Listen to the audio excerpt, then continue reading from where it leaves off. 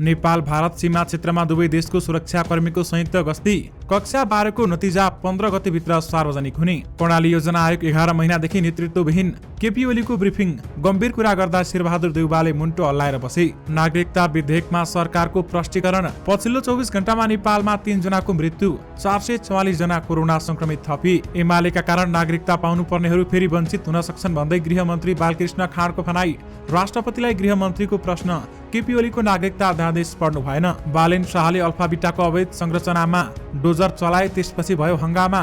बालेन शाहलाई उद्योगी व्यवसायीको आग्रह। व्यापारीमाथिको हस्तक्षेप रोक्नुस्। 3 दिनमै 7 अर्बले घट्यो बैंकहरूको निक्षेप। श्री एयरलाइन्सले पोखरामा बढाए उडान संख्या, अब दैनिक 3 उडान। पार्किङ खाली गराउने महानगरको अभियानलाई यातायात व्यवसायीको समर्थन। अल्फाबिटामा डोजर हानेर 30 मान्न हिँडे बालेन शाह, उपमेयर डङ्गोल पनि सहभागी। सद्गुरुको निम्तोमा भारत भ्रमणमा निस्किएका राजेश हमाल टकसो छायाङ्कन गर्ने। अनिल कपुरको नायक सम्झाउने। बालेन शाहको डोजर। नेपाली अभिनेत्री मुना गौचन र रणवीर सिंहसँग बलिउड फिल्म खेल्दै प्रसाद 2 का निर्माता सुभाष थापाले दिए विपिन कार्की विरुद्ध उजुरी। 50 मेगावाटसम्म बिजुली व्यापार गर्न नेपाल र बंगलादेश सहमत। नक्सा देखाए, डोजर चलाए, मैले के बिराए भन्दै बालेन शाहको भनाई। एमाले केन्द्रीय कमिटी बैठकमा 11 एजेन्डा, 15-20 सिटलाई कसैले रोक्न सक्दैन भन्दै माधव कुमार नेपालले भने। भारतको सहयोग लिएर 50 मेगावाटसम्म बिजुली व्यापार गर्न नेपाल र बंगलादेश सहमत। सिट बाँडफाँड कार्यदलमा दलहरूले राखे आफ्नो दाबी। भारतले भन्यो गोर्खा भर्ती पनि अग्निपथ योजना अनुसार हुन्छ। मधेसका मन्त्रीहरूको पुतला जलाउने 100 जना भन्दा बढी पक्राउ। विराटनगरका मेयरले भने पूर्व मेयरले जथाभावी कर्मचारी नियुक्त गरेछन्। केन्यासँगको पहिलो T20 मा नेपाल 5 विकेटले विजयी। संसदमा विचाराधीन विधेयक बारेमा कानून मन्त्रीबाट राष्ट्रपतिलाई ब्रिफिङ। मनोज पाण्डे प्रकरण जिल्ला अदालतको आदेश। उच्चबाट पनि सदर। मृगौला क्यान्सर मेरुदण्डका रोगीहरूको विवरण उपलब्ध गराउन काठमाडौँ महानगरको आह्वान। जिल्ला अदालत काठमाडौँले महानगरपालिकालाई बुझायो नक्सा। बालेन्द्रको विधा, जसले अल्फामा डोजर चलाउन सजिलो बनायो। अब जंगलमा पनि सीसी क्यामेरा राख्छौं भन्दै धरानका मेयर हर्क साम्पाङले भने। यसबारे पुरै जानकारी पनि आजकै भिडियोमा। दर्शक महानुभावहरू नमस्कार। स्मार्ट खबरको न्यूज बुलेटिनमा यहाँहरूलाई हार्दिक स्वागत छ। म आर्यन उपानी। आज मिति विक्रम सम्वत 2079 साल भदौ 10 गते शुक्रबार, इस्वी सम्वत 2022 अगस्त 26 तारिक। सदाको चाहिँ आज पनि हामी उपस्थित भइसकेका छौँ आजका मुख्य समाचारहरू लिएर। हामीलाई अन्तिमसम्म हेर्नुहोला अनि हाम्रो मेहनतका लागि यो भिडियोमा एउटा लाइक अवश्य गर्नुहोला। दर्शक महानुभावहरू, पल पलको न्यूज अपडेटका लागि हाम्रो च्यानललाई सब्स्क्राइब गरी नजिकै आउने बेल आइकनलाई क्लिक गर्नुहोला। कहाँबाट हेर्दै हुनुहुन्छ अनि के कस्तो लाग्दैछ आफ्ना कुराहरू तलको कमेन्ट बक्समा कमेन्ट गरिदिनु होला। आउनुहोस् दर्शक महानुभावहरू, आजका मुख्य समाचार सुरु गरौं। नक्सा देखाए, डोजर चलाए, मैले कि बिराए भन्दै बालेन शाहले भनेको प्रसङ्गबाट। काठमाडौँको अल्फाबिटा कम्प्लेक्समा डोजर चलाएका काठमाडौँ महानगरपालिकाका मेयर बालेन शाहले आफूले केही नबिराएको बताएका छन्। अल्फाबिटा भवनले नक्सा विपरीत बनाएका संरचना भत्काएपछि उनले सामाजिक सञ्जाल फेसबुकमा लेखेका छन्। उहाँले आफ्नै नक्सा मलाई माग्नुभयो, मैले अफिस गएर नक्सा र डोजर लिएर गएँ, मैले के बिराएँ। बालेनले अब उपरान्त यस्तो गर्न नपरोस् भन्ने कामना पनि गरेका छन्। अब उपरान्त यस्तो गर्न नपरोस्, सबैले आफैले बुझेर अवैधानिक रूपमा बनाएको संरचना हटाइदिनु होला। नक्सा जसरी पास भएको छ त्यही अनुसार बनाइदिनु होला भन्दै उहाँले आह्वान समेत गर्नु भएको छ। राष्ट्रिय परीक्षा बोर्डले कक्षा 12 को नतिजा भदौ 15 गतेभित्र सार्वजनिक गर्ने तयारी गरेको छ। बोर्डका अध्यक्ष महाशरम शर्माले भदौ 15 गतेदेखि सार्वजनिक गर्ने तयारी भइरहेको बताएका छन्। अध्यक्ष महाशरम शर्माले 15 गतेभित्र नतिजा सार्वजनिक गर्ने गरी योजना बनाएर काम गरिरहेको बताएका छन्। उनले भने योजनाभित्रै नतिजा निकाल्न सकिन्छ भनिरहनु भएको छ। साथीहरूले अब 15 गतेभित्र नतिजा सार्वजनिक हुन्छ।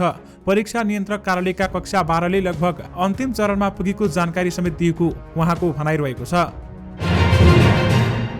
गृहमन्त्री बालकृष्ण खाँडले संघीय संसदबाट पारित भएको नागरिकता विधेयक फिर्ता भएकोमा असन्तुष्टि जनाएका छन्। सञ्चारकर्मीहरूसँग कुराकानी गर्दै गृहमन्त्री बालकृष्ण खाँडले संसदबाट पारित भएको नागरिकता विधेयक फिर्ता भएकोमा असन्तुष्ट व्यक्त गरेका हुन्। अध्यादेश राष्ट्रपतिले पढ्नुपर्ने थिएन, अध्यादेश ल्याउँदा किन फिजीकरण भएन, राष्ट्रपतिलाई गृहमन्त्री खाँडको प्रश्न छ। कानून मन्त्री र आफूले नेकपा एमालेका अध्यक्ष केपी शर्मा ओली कहाँ पुगेर तपाईँले ल्याएको अध्यादेश अनुसार नै विधेयक ल्याएका छौं भनेको र सही अनुसार विधेयक ल्याएको उल्लेख गर्दै उनले भने उहाँले एमालेका केही व्यक्तिलाई कुरा गर्नुहोस् भन्नुभएको हो। हामीले प्रतिपक्षी भूमिका निर्वाह गर्छौं तर पारित गराउन सहयोग गर्दैनौं भन्दै भन्नुभएको थियो भन्दै बताइएको छ। यानि कि ओलीको नागरिकता अध्यादेश पढ्नु भएन भन्दै राष्ट्रपतिलाई गृहमन्त्रीले प्रश्न गरेका छन्। काठमाडौँ उद्योग वाणिज्य संघको आपतकालीन बैठक सकिएको छ। बैठकले काठमाडौँ महानगरपालिकाका मेयर बालिन शाहलाई वार्ता मार्फत समस्याको समाधान निकाल्न सकिने भन्दै व्यापारी माथिको हस्तक्षेप रोक्न अनुरोध गर्ने निर्णय गरेको छ। बैठक भर्खरै सकियो।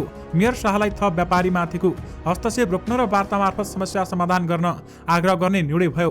संघका सहकोषाध्यक्ष दुर्गाराज श्रेष्ठले भनेका छन्, गर्दनी र महानगरको लडाईँमा व्यापारी परे वार्ता र कानुनी तरिकाबाट समस्या समाधान गर्न सकिन्छ भन्ने हाम्रो निष्कर्ष हो भन्दै उहाँहरूले बताउनु भएको छ। यानि कि व्यापारी माथिको हस्तक्षेप रोक्नुस् भन्दै बालिन शाहलाई उद्योगी व्यवसायीले आग्रह गरेका छन्। दर्शक महानुभावहरू, तर बालिन शाह भने रोकिने मुडमा छैनन् र उहाँले अवैध संरचनाहरू हटारी छाड्छु भनेर कसिएर लाग्नु भएको छ। नेपाल यातायात व्यवसायी राष्ट्रिय महासंघले भूमिगत पार्किङ खाली गराउने काठमाडौँ महानगरपालिकाको अभियानको समर्थन गरेको छ। व्यावसायिक भवन भूमिगत पार्किङलाई प्रयोजन विपरीत नक्सा मिचेर राखिएका पसल हटाउनै पर्ने महासंघको भनाइरहेको छ। महासंघका वरिष्ठ उपाध्यक्ष सरोज चिटौला महानगरपालिकाले थालेको अभियानले सडकमा ट्राफिक जाम घटाउन मद्दत पुग्ने बताएका छन् र निजी भवनमा पार्किङ पसल राखेपछि सवारी सडकमा पार्क हुन्छ। उनले भने यसरी गर्दा सडकमा सवारी र यात्रुको आवागमन प्रभावित हुँदै आएको छ भन्दै बताइएको छ। यानि कि पार्किङ खाली गराउने महानगरको अभियानलाई यातायात व्यवसायीले समर्थन जनाएको छ। फिल्म प्रसाद 2 का निर्माता सुभाष थापाले अभिनेता विपिन कार्की विरुद्ध चलचित्र निर्माता संघमा उजुरी दिएका छन्। विपिनबाट क्षतिपूर्ति भराइदिन काम गर्दै उनले संघमा उजुरी दिएका हुन् र चलचित्र निर्माता संघमा थापाले दिएको उजुरी दर्ता नम्बर 003/2079/59 रहेको छ भने कास्कीमा प्रसाद 2 को छायाङ्कन सुरु भएकै दिन विपिनले सेट छाडेर हिँडेर फिल्म अलपत्र पारेको भन्दै थापाले क्षतिपूर्ति माग गरेका छन्। त्यसयता प्रसाद 2 को छायाङ्कन भने अनिश्चित बनेको छ। विपिन रामबाबु गुरुङको नयाँ फिल्म फुलबारीमा व्यस्त छन् भने विपिनले भने थापासँग प्रसाद 2 मा सहकारी गर्न नसकिने बताइसकेका छन्।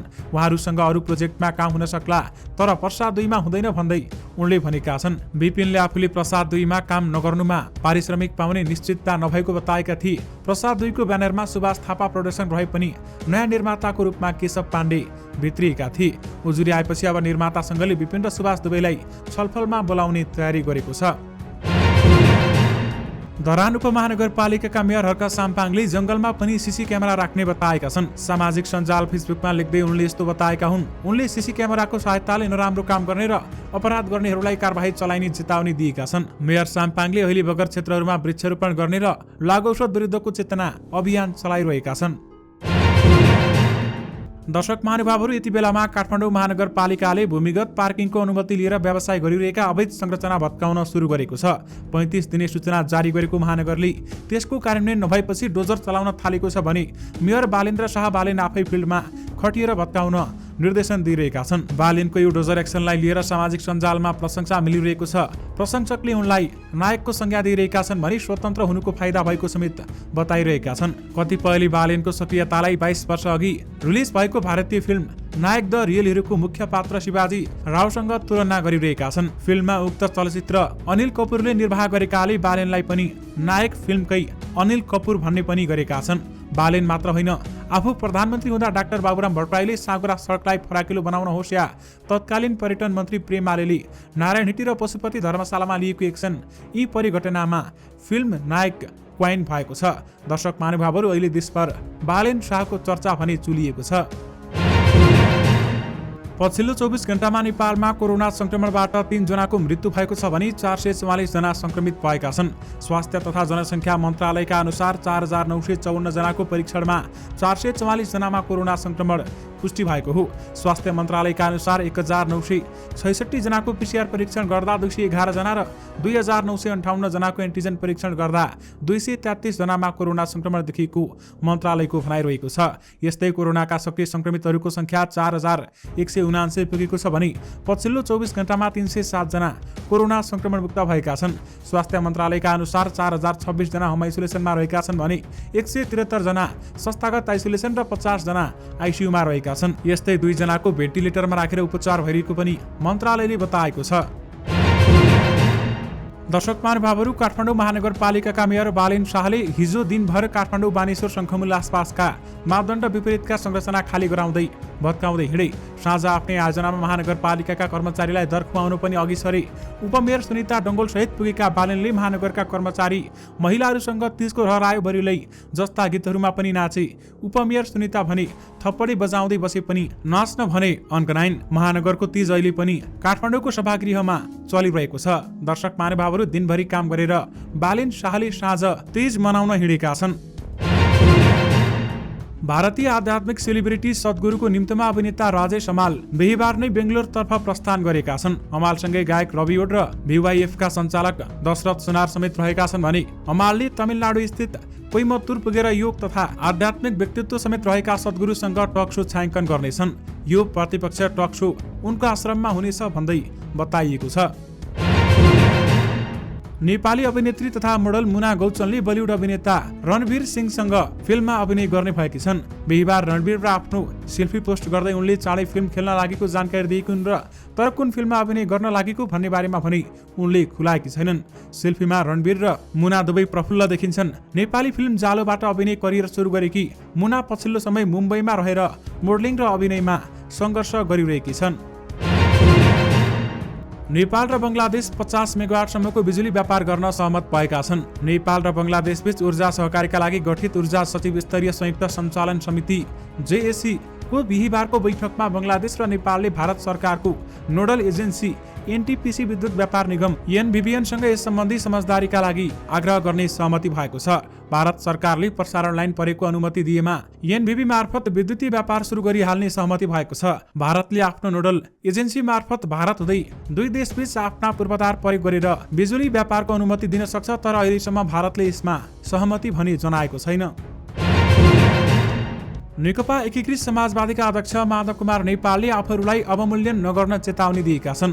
पार्टी स्थापना दिवसको अवसरमा आयोजित कार्यक्रममा अध्यक्ष नेपालले बालुवाटारमा भएको छलफलमा पनि 4.5 लाख मत मात्र भएको तर्क आएको उनले बताएका छन्। तर आफूहरूले पोखरा महानगरपालिकामा मेयर लिएकै कारण वडामा उम्मेदवारी दिन नदिएकाले यो हिसाब नमिल्ने बताएका छन् र उनले साथमा 15-20 सिटलाई कसैले रोक्न सक्दैन भन्दै माधव कुमार नेपालले बताउनु भएको हो। नेपाल भारत सीमा क्षेत्रमा दुवै देशका सुरक्षाकर्मीहरूले संयुक्त गस्ती गरिरहेका छन्। मङ्सिर 4 गते हुने प्रतिनिधि सभा तथा प्रदेश सभा सदस्य निर्वाचनलाई लक्षित गरेर संयुक्त गस्ती गरिएको छ भने निर्वाचन लक्षित सुरक्षा योजना अन्तर्गत नेपाल र भारतका सुरक्षा निकायहरूबाट संयुक्त गस्ती गरिएको नेपालतर्फको सीमा सुरक्षाका लागि खटिएको सशस्त्र प्रहरी बलले जनाएको छ। गस्ती टोलीले सीमा स्तम्भहरूको स्थिति बुझ्नुको साथै सीमा क्षेत्रको अनुगमन समेत गरेका थिए। निर्वाचनको समयमा सीमा क्षेत्रमा देखिने समस्या समाधान र एकअर्का बीच समन्वय र सहकारीका साथ काम गर्ने सहमति यसअघि नै दुवै देशको सीमा क्षेत्रमा सुरक्षा निकायले नेतृत्व गर्दै आएका अधिकारीहरूबीच नियमित हुने बैठकमा भइसकेको छ। नेकपा एमालेका अध्यक्ष KP शर्मा ओलीले नागरिकता र संक्रमणकालीन न्याय सम्बन्धी विधेयक बारेमा आफूले प्रधानमन्त्रीसँग गम्भीर आपत्ति जनाएको बताएका छन्। केन्द्रीय कार्यालय च्यासलमा बसेको पोलिट ब्युरो बैठकमा ओलीले प्रधानमन्त्री शेरबहादुर देउवासँग बुधबार बालुवाटारमा भएको भेटबारेमा ब्रिफिङ गरेका हुन्। सरकारले गरेको कामप्रति गम्भीर आलोचना जनाए। बैठकमा ओलीले भने, यो हेर्नुहोस्, तपाईले मनपरी गर्न पाउनुहुन्न भनेको छु। बुधबार प्रधानमन्त्री शेरबहादुर देउवा र अध्यक्ष KP ओली बीच बालुवाटारमा भेटवार्ता भएको थियो। श्री एयरलाइन्सले पोखरामा उडान संख्या बढाएको छ। कम्पनीले 28 अगस्त 12 भदौदेखि दैनिक 3 उडान गर्ने जानकारी गराएको छ भने कम्पनीले अहिले दैनिक 1 उडान गरिरहेको थियो। काठमाडौँबाट बिहान 7, दिउँसो 11, 5 र अपराह्न 13:55 बजे जहाज उड्ने गरेको कम्पनीले जनाएको छ।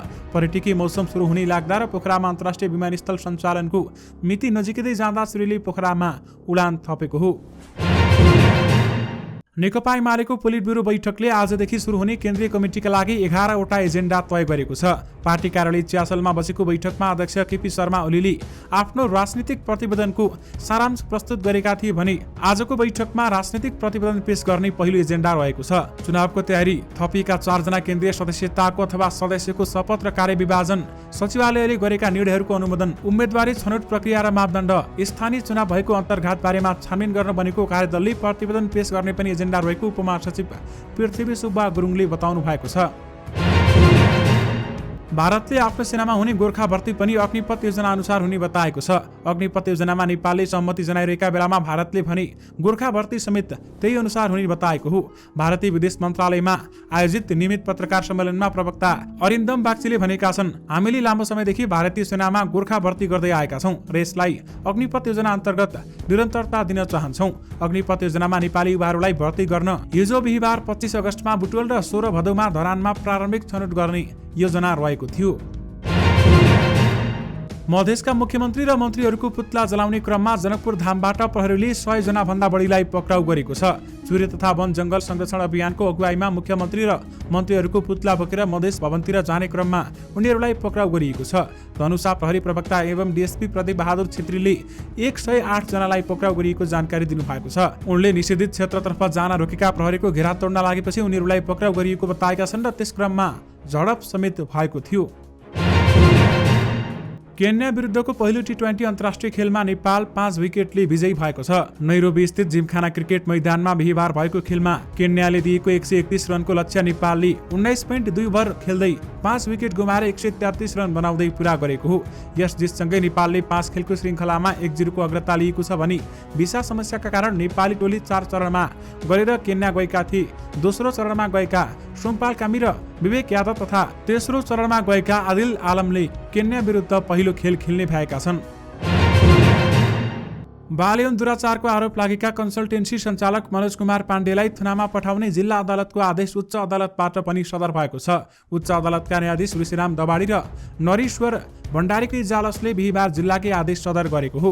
जिल्ला अदालतले पूर्वपक्षका लागि थुनामा पठाउने आदेश दिएपछि पाण्डेले गत असार 24 गते उच्च अदालतमा निवेदन दिएका थिए भने उनले आफूलाई थुनामुक्त गरेर मुद्दाको पूर्वपक्ष गर्न माग गरेको उच्चले आदेश दिन अस्वीकार गरेको छ। उनीहरू विरुद्ध बाल यौन दुरुपयोग र मानव बेचबिखनको कसुरमा मुद्दा दायर भएको थियो भने गत असार 6 गते जिल्ला अदालतले उनलाई पूर्वपक्षका लागि पनि कारागार कार्यालय दिल्ली बजार पठाउन आदेश दिएको थियो। काठमाडौँ महानगरपालिकाले 4 थरी रोगका बिरामीहरूलाई औषधि उपचार बापत खर्च उपलब्ध गराउनका लागि निवेदन आह्वान गरेको छ। महानगरले मृगौला प्रत्यारोपण गरेका, डायलाइसिस गराइरहेका, क्यान्सर रोगी र मेरुदण्डका पक्षघात भएका बिरामीको विवरण माग गरेको हो। औषधि उपचार बापतको खर्च उपलब्ध गराउने नीति अनुसार जनस्वास्थ्य सेवा ऐन 2075 को दफा 64 ले दिएको अधिकार प्रयोग गरी मन्त्रालयबाट जारी गरिएको मृगौला प्रत्यारोपण गरेका, डायलाइसिस बापत खर्च उपलब्ध गराउने कार्यविधि सम्बन्धी 2078 कार्यान्वयन गर्दै सम्पूर्ण कागजात सहित आफ्नो वडा कार्यालयमा निवेदन दिन आग्रह गरिएको छ। काठमाडौँ जिल्ला अदालतले काठमाडौँ महानगरपालिकालाई नक्सा पासको विवरण बुझाएको छ। महानगरले अदालतसँग नक्सा पासको विवरण माग गर्दै पत्र पठाएको थियो। काठमाडौँ महानगरपालिकाको शहरी तथा भवन विकास विभाग प्रमुख सुरज साक्यले अदालतबाट भर्खरै नक्सा पासको विवरण प्राप्त भएको जानकारी दिएका छन्। महानगरका अनुसार अदालतको अन्डरग्राउन्ड पार्किङकै प्रयोजनका लागि रहेको छ। पछिल्लो समय महानगरले नक्सा विपरीत संरचना निर्माण भएका भवनमा डोजर चलाउने अभियानलाई तीव्रता दिएको छ। विराटनगर महानगरपालिकाका मेयर नागेश कोइरालाले पूर्व मेयर भीम पराजुलीको कार्यकालमा भएका कामका विवरण सहितको श्वेतपत्र जारी गरेका छन्। श्वेतपत्रमा अघिल्लो नेतृत्वले संगठन तथा व्यवस्थापन सर्वेक्षण नगरी जथाभावी कर्मचारी नियुक्त गर्दा कर्मचारीको जम्बो टोली बनेको उल्लेख गरिएको छ। महानगरपालिकामा हाल 609 जना कर्मचारी रहेका छन्। सत्तारूढ गठबन्धनमा दलहरूले प्रतिनिधि सभाको सिट बाँडफाँडमा आफ्नो दाबी पेश गरेका छन्। सिट बाँडफाँडका लागि बनेको कार्यदलको बिहिबार बसेको बैठकमा 5 दलले आफ्नो दाबी राखेका हुन् र कार्यदलका सदस्य हिमलाल पुरीका अनुसार कांग्रेसले 100 र माओवादी केन्द्रले 60 सिट दाबी गरेको छ। एकीकृत समाजवादीले 40, जनता समाजवादी पार्टीले 32 र राष्ट्रिय जनमोर्चाले 2 सिट दाबी गरेको छ। बालुवाटारको बैठकपछि उनले भनेका छन्, कुन दलको कस्तो स्थिति कस्तो छ भन्ने छलफल गरेर एउटा टुङ्गोमा पुग्छौं भन्दै बताइएको छ। गृहमन्त्री बालकृष्ण खाँडले प्रमुख प्रतिपक्षी नेकपा एमाले नागरिकता विधेयकमा गरेको विरोधप्रति आपत्ति जनाएका छन्। सञ्चारकर्मीहरूसँग कुरा गर्दै उनले भनेका छन्, जो नागरिक आउँछन् भनी विधेयक रोक्न खोजिएको छ, जो पाइरहने हुन् तिनीहरूले त विद्यमान व्यवस्था अनुसार पाइरहेका छन्। तर एमालेको कारणले विधेयक रोकिए नागरिकता जसले पाउनै पर्ने हो ती वञ्चित हुन्छन् भन्दै उहाँले बताउनु भएको छ। सरकारले नागरिकता विधेयक बारेमा भ्रम फैलाइएको भन्दै प्रष्टीकरण दिएको छ।